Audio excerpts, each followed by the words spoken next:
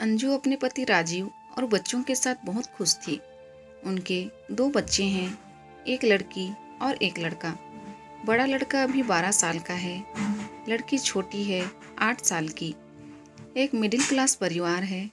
अंजू के पति राजीव का कपड़े का एक छोटा सा कारोबार है, जिससे उनका घर और दोनों बच्चों की पढ़ाई अच्छे से हो जाती है।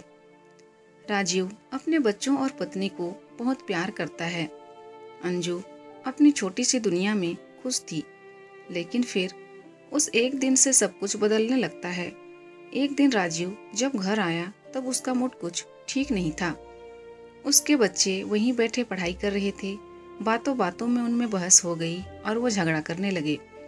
राजीव वहीं बैठा था और अपने ही ख्यालों में खोया था। उनको झगड़ता देख राजीव को गुस्सा आ गया और उसने उठकर अपने बच्चों को एक एक तमाचा लगा दिया। अंजू किचन में से आई। बच्चों और अंजू के लिए यह बात बड़ी ही आश्चर्य की थी, क्योंकि राजीव ने आज से पहले कभी अपने बच्चों को मारना तो दूर की बात, जोर से डांटा भी नहीं था। हमेशा उन्हें प्यार से समझाया था, लेकिन आज उसे क्या हो गया था। अंजू ने राजीव से बात की, क्या हुआ, आपको कुछ बात है? लेकिन वो गुस्से में कुछ नहीं बोलकर वहां से चला गया।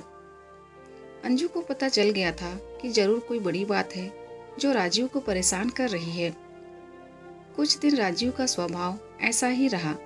इस दौरान राजीव अपनी चीजों को लेकर भी कुछ ज्यादा ही पर्सनल हो गया था। उसने अपना एक अलग लॉकर रख लिया था, जिसकी चाबी उसी के पास रहती थी। अंजू को यह पता था कि राजीव उसमें कुछ रखते हैं, लेकिन वो राजीव से इस बारे में बात नहीं कर रही थी।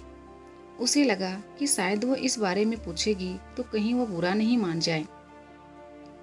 ऐसे ही आजकल उनका मूड कुछ सही नहीं रहता है, इसलिए उसने इस बारे में बात ही नहीं निकाली। राजीव कुछ दिनों से अब अकेला रहने लगा था। ज्यादा बातें नहीं करता, बच्चों से भी। अंजू को यह बात खटकने लगी। एक दिन जब राजीव अपने लॉकर में कुछ रख रहा था, तब अंजू वहां आ गई। अंजू को देख उसने झट से सबसे पहले लॉकर को बंद किया। अंजू ने पूछा, क्या हुआ, ऐसा क्या है जो आप छिपा रहे हैं? क्या हो गया है आपको? कुछ बात है तो बताइए। राजीव ने कहा, कुछ नहीं, कुछ होगा तो मैं तुम्हें बताऊंगा। ऐसा कुछ है ही नहीं। अंजू को अब चिंता सताने लगी कि उसे अपने पति का बदला रूप साफ दिखाई दे रहा था। घर में शांति ना हो तो उसका असर सब पर पड़ता है। करीब 1 महीने तक उसके पति का यही रूप रहा, लेकिन 1 महीने बाद अचानक वो फिर से बदलने लगा। पहले की तरह ही अपने बच्चों से बात करने लगा। शांत और सरल पहले से भी ज्यादा हो गया। अंजू खुश तो थी, लेकिन उसके मन में अभी शंका और संकोच तो बना ही हुआ था कि अपने पति के इस तरह के बदलाव से उसके मन में अभी तक दुविधा थी। सब कुछ धीरे धीरे फिर पहले जैसा होने लगा, लेकिन अभी भी राजीव अपने लॉकर को नहीं छोड़ता था।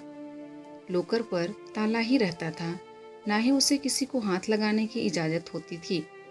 अंजू को लगा राजीव फिर से वैसे हो गए, अभी यह काफी है। धीरे धीरे वह शायद खुद ही अपने मन की बात बता दे। समय बीतता गया। एक दिन अंजू दोपहर अपने घर से कुछ काम को निकल गई। राजीव दुकान पर थे और बच्चे स्कूल, इसलिए वो घर के काम से खुद गई। लेकिन बाहर जाने पर उसे पता नहीं था कि उसे ऐसा कुछ दिखाई देने वाला है। उसे वहाँ राजीव दिखाई दिया, वो भी एक बहुत ही खूबसूरत औरत के साथ, और राजीव उसे पैसे भी दे रहा था।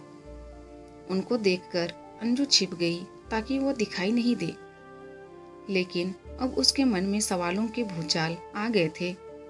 तरह तरह के ख्याल आने लगे कि इस औरत की वजह से ही शायद उसके पति में बदलाव आया है।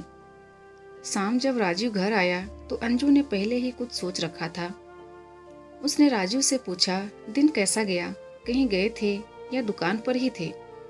राजीव ने कहा, नहीं, दुकान पर ही था, कहाँ जाऊंगा। अंजू को पता था कि राजीव झूठ बोल रहा है, लेकिन क्यों और किस कारण से, यह उसे पता नहीं था।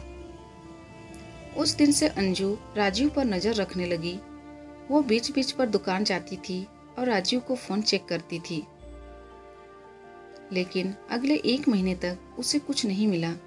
राजीव ना तो उस औरत से मिला, ना ही कुछ और।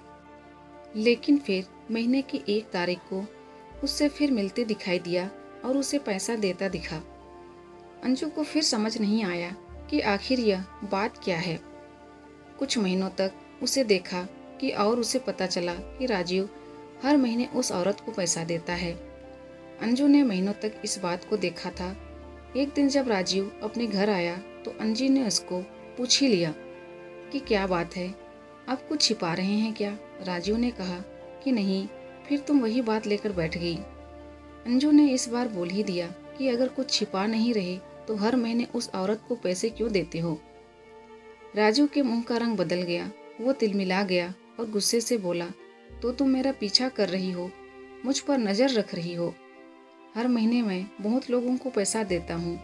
तुम क्या जानती हो दुकान के बारे में? अंजू ने कहा कि मैं जानती हूँ दुकान के बारे में, और यह भी जानती हूँ कि वे दुकान का काम नहीं था। राजीव ने कहा कि तुम्हें जो समझना है समझो, मुझे तुम्हें कोई सबूत देने की जरूरत नहीं है। वो बात वहाँ खत्म नहीं हुई। अंजू ने उसके बाद भी राजीव पर नजर रखी, लेकिन अब वो उसके साथ फिर दिखाई नहीं दिए। अंजू ने सोचा कि शायद राजीव ने अब मिलने की जगह को बदल दिया होगा। राजीव का लोकर भी उसे अब खटकने लगा। उसे लगा कि हो ना हो शायद इसी में वो राज है जो उस औरत और राजीव के बीच में है। जब राजीव नहीं था तब उसने कोशिश की उस लोकर को खोलने की, लेकिन वो नहीं खुला।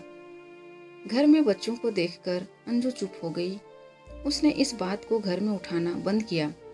उसे लगा कि इसका उसके बच्चों पर बुरा असर पड़ेगा और वो नहीं चाहती थी कि ऐसा हो। समय बीतता गया। करीब 3 साल के बाद राजीव की तबीयत ज़्यादा खराब हुई। सांस लेने में प्रॉब्लम हो रही थी। राजीव अपनी पत्नी को बिना बताए अस्पताल गया था और करीब 1 या 2 दिन बाद वापस आ गया। घर में किसी को इस बारे में उसने नहीं बताया। 2 दिन बाद जब वो घर आया तो अंजू उस पर टूट पड़ी। बोली कि क्या हालत बना रखी है, कहाँ थे, ऐसा क्या है जो आप इतने सालों से छिपा रहे हैं? आज मुझे आपके और इस लोकर के बारे में जानना है। राजू ने अब सच बताना सही समझा। उसे लोकर खोला और उसमें से फाइल निकालकर अपनी पत्नी को दिखाना शुरू कर दिया। सब देखकर अंजू के पैरों तले जमीन निकल गई। उस फाइल में उसकी बीमारी और अस्पताल के पर्चे थे।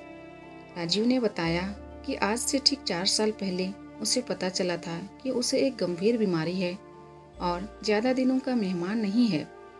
इस बात ने उसे तोड़ दिया था।